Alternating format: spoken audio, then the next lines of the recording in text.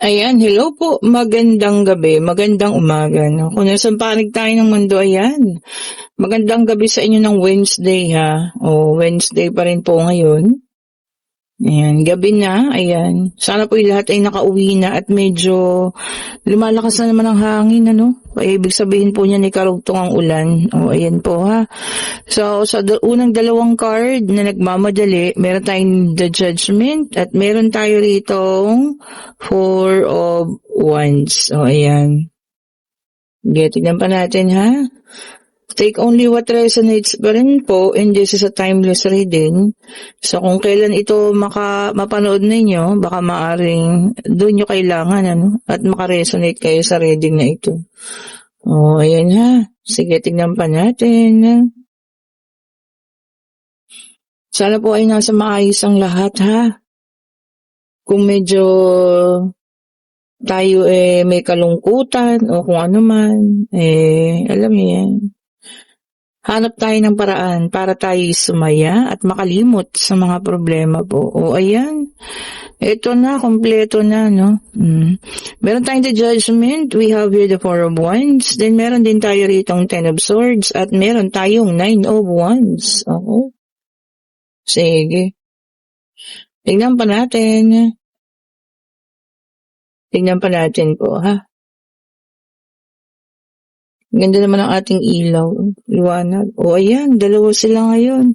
Meron tayo rito Three of Wands. And meron tayong Three of Swords. Ano ba yan? Tingnan pa natin, ha? Ay, napakarami naman. Dalawa na lang po ang aming kailangan. Ayun. And we have here the Knight of Cups. Okay. And we have here the Justice. Ayan. Ito na. Alam niyo, sa nakikita ko dito, parang may mga tao na, alam mo yun, patuloy pa rin yung nais ko lang po, ha. Ang, alam mo yan, pananakit sa'yo. Diba? Pananakit na ibig sabihin yung ang tingin sa'yo ay sobrang baba. Ayan, sobrang liit ng tingin sa inyo, ha. Kumbaga, minamata-mata kayo. Kumbaga, kung ano man lang yung meron, diba? Pero grabe naman. Nakakasakit na sa inyo, no? Siyempre, tao lang tayo, diba? May karapatang masaktan, may karapatan tayong maghinanakit, diba? Tao lang po tayo. Pero alam niyo yan, napakadami kasi nila, na talagang sumusubok sa'yo, ayan, sa pananakit, no? Pero isa lang ang maganda rito kasi alam niyo yung pagmamahala ng pamilya, andun at andun, ano?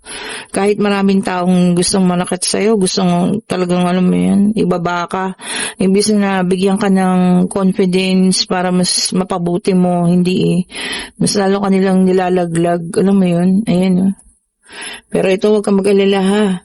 Ito, nakabangon nga ikaw, ayan, So, sa dami ng pinagdaanan, ito, nakabangon ka. Ayan. At mag-uumpisa na po ang pagbabago ng buhay mo na ito. The justice is here. The justice. Magbabago na, ha. Dun sa mga taong gumawa sa'yo nito, no? We also have here the Judgment. Ayan. Pag-gising. Maaaring matututunan din nila yung mga maling nagawa nila. Once na alam mo yun, maaaring bumaliktad ang kapalaran na ikaw naman ang magkaroon at sila naman yung mawalan. Diba?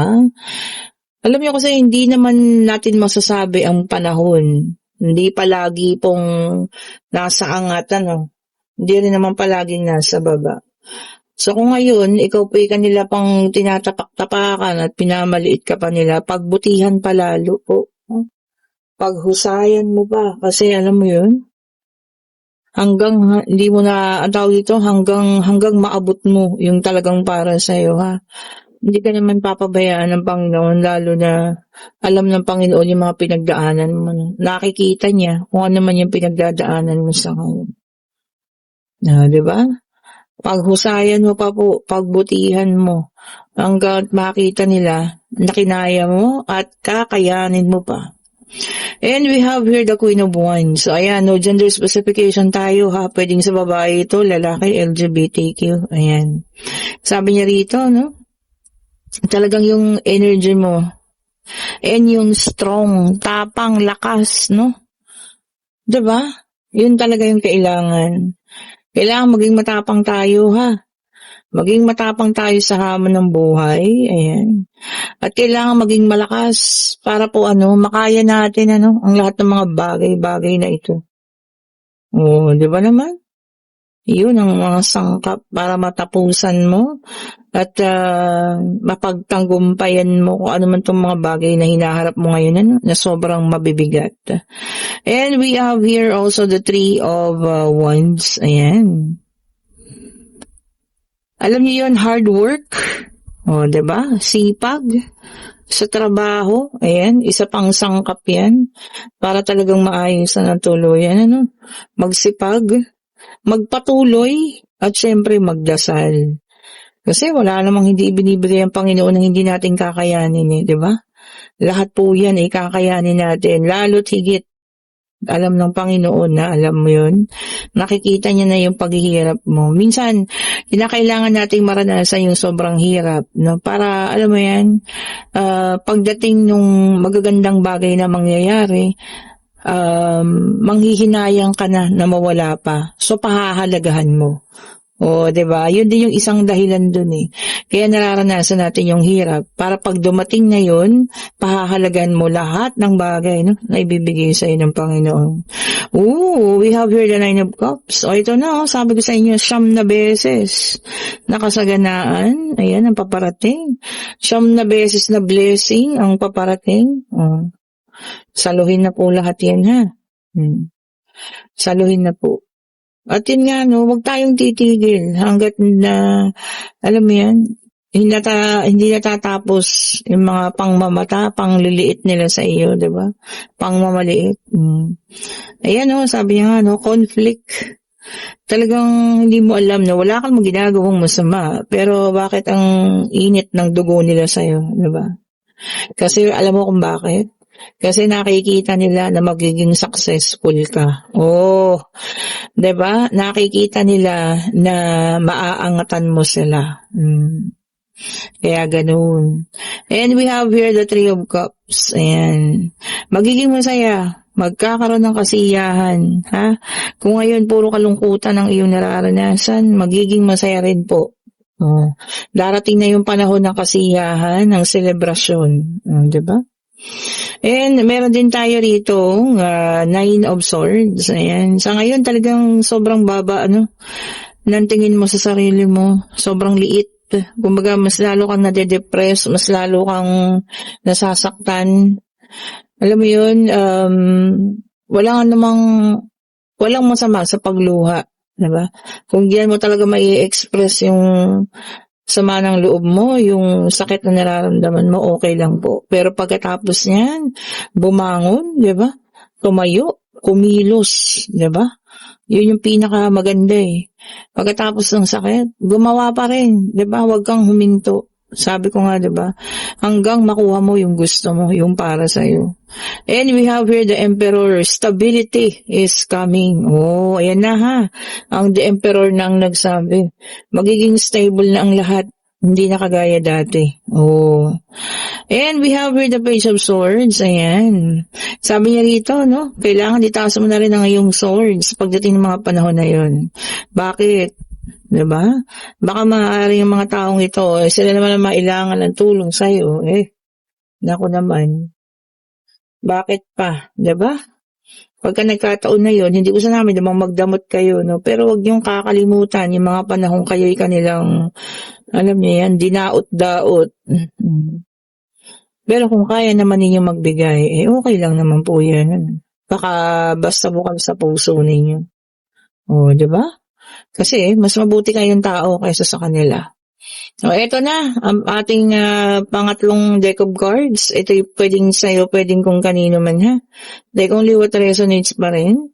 And we have here the fire sign Aries Leo and Sagittarius, Ace of Wands. Oh, sabi niyo naman dito, no? Meron tayong mga new opportunities na darating para sa iba, ha?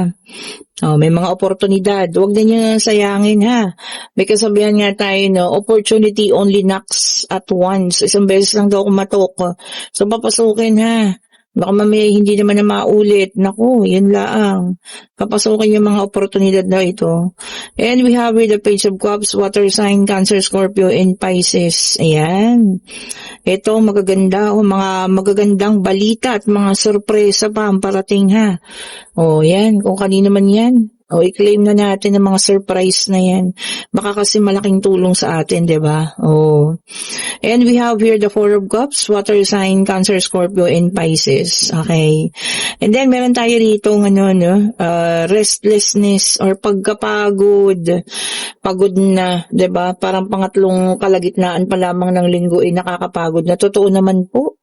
Sa totoo lang po, di ba? Yung init, yung pressure, di ba? Lalo na kung kayo pa yung nagko-commute. Naku po, talagang makakaramdam na kayo pangatlong araw pa lamang, pagod na. Puso, isip pa ninyo, physical, emotional, pagod na. Totoo yan. Para bagang kapag ka habang tumatagal, lalong humihirap, lalong napapagod tayo, no? Ay, naku, pero patuloy lang ho sa paglaban. And the justice is here, air sign, Gemini, Libra, and Aquarius. So, meron tayong fire, water, and air. Ayan. Sabi niya dito, mararanasan mo raw ang equality o pagkapatas-patas. Yan ang maganda, di ba? Walang mas nakakaangat sa mga kumpanya lalo na, ha, yan po ang maganda. Dapat po ay patas-patas. Kung nagbigay kayo ng bonus sa isa, bigyan nyo lahat, di ba? Lalo na yung mga mas, na magaling magtrabaho, di ba? Dapat po ay patas, ha? And we have here the Lovers, air sign, na naka-reverse. Ito ang hindi maganda, no? O yung iba sa inyo ay, sabi niya magkakaroon ng bad choices o maling pagpili. Para saan ba to? Sa pag-ibig ba yan? O kung ano man, O ingatan ang pagpili, ha? O kung ano man ang pipiliin ninyo, mali daw. O bad choices. Hindi magandang pagpili. O ano man yan? Pag-isipan kasing mabuti po bago pumili. O, diba? And meron tayo rito ang The Hangman in reverse, water sign ulit ito. Ay, yung iba po sa inyo ay magkakaroon ng indecision, hindi pa makakapag-decide. Kumbaga, hindi pa nakakapag-isip-isip, binabalanse pa, tinitignan pa mga bagay-bagay bago ibigay ang kanyang desisyon. And meron tayo rito ang Wheel of Fortune, fire sign ulit ito. Ayan. Naku, naka-reverse ang ating Wheel of Fortune. Sabi niya rito, yung iba nasa mga negative phase ng buhay. Yun nga, baka nakakaranas sa sobrang kahirapan, hindi maganda ang kitaan. Ayan po, huwag kayong mag-alala kasi iikot at iikot naman ang kapalaran eh. Hindi po tayo may stuck sa ganyan. Ayan, lahat po ng tao ay nakakaranas yan ng ganyan. Paminsan-minsan nahirap sa buhay. Pero alam niyo, maniwala, magtiwala at humingi ng awa sa Panginoon. Matatapos din po yan. And we have here the Ten of Wands sa fire sign ulit. Aries, Leo, and Sagittarius. Lumabas na yata lahat ng zodiac, nandyan na lahat. Sabi niya rito, burden. Ayan, lalo na doon sa maraming daladalahin, Talagang minsan gusto na nating sumuko. Pero alam niyo yun? Wag ha. Kasi isipin niyo lagi, kung tayo isusuko, papaano na yung iba? Na talagang alam niyo yan, umaasa sa inyo kung kayo may anak, may mga anak na bata, diba? May mga pinag-aaral pa. Tuloy lang po sa laban ng buhay. Sabi ko nga sa inyo, umiikot at umiikot ang kapalaran. Hindi po nag-i-stay sa ganyan, ha? And kayo po yung magtanong na kung meron kayong katanungan. Pag-ibig, pangyayari, financial. Ayan. Divine Universe, anong isasagot mo sa kanilang katanungan ko? Isa lang po, ha? Ano pong inyong kasagutan sa kanilang katanungan? Isa lang po. Ayan. Ano pong inyong kasagutan? Eto na. Sabi ko sa inyo yes po ang sagot at may malaking financial na paparating sa inyo, ha. Maaaring ito po ay makapag-umpisa na kayo. This is a new beginning with the financial. 'Di ba? Sabi ko sa inyo, 'di ba, huwag mawalan ng pag-asa. Lagi lang po tayo maniwala, magtiwala, magpakasipag. Sabi ko nga, 'di ba, hangga't hindi pa naabot yung pangarap ninyo, huwag tayong bibitaw, huwag tayong susuko. Huwag tayong paaapekto sa mga pangmamaliit ng mga tao, sa mga kung ano-anong sinasabi nilang negatibo. Hayaan nyo silang maging mga negatibo sa buhay. Kasi darating ang panahon, mararanasan at mararanasan din nila kung ano tong mga nararanasan mo ngayon. Alam niyo yun, iikot at iikot ang kapalaran, ha? Huwag niyo pong kalimutan yan. O ayan, kung nagugustuhan ng ating reading, pa-like, pa-share, pa-subscribe, and hit the notification bell para lagi kayong updated sa mga bagong videos na nire-release natin. At sa lahat po ng gusto ng ating mga nagagandahang bracelet, ayan, i-click nyo na yung link. Ayan, may tanong pala, no, ano raw yung cat's eye. Ma'am, ito po ang cat's eye, ha? Oh, ayan, no? Para bagang sumusunod na mata ng pusa. Oh, ayan po. Oh. Tignan niyo yung parang pinakagitna. Ayan, oh. Pag ginalaw ko siya, oh, diba? Parang sumusunod sa inyo. Yan po ang cat's eye, parang buhay. Ayan, ha? Hindi lang siya basta guhit, pero talagang parang mata ng pusa na sumusunod. Oh, ayan po. Thank you so much po for watching. At ano pala yan? Protection po. Para sa mga negativity and also attracts wealth. O yan, nakakapanghila rin siya ng ano, pag-alsa ng buhay, pagyaman, financial. O ayan po, ha. Thank you so much po ulit, ha. Have a great evening. Mag-ingat po ang lahat. Ayan, baka maabutan kayo ng ulan. Medyo lamig-lamig na yung hangin dito sa amin. Ibig sabihin, umuulan sa ibang lugar. Stay safe po, ha. Bye-bye po sa inyo.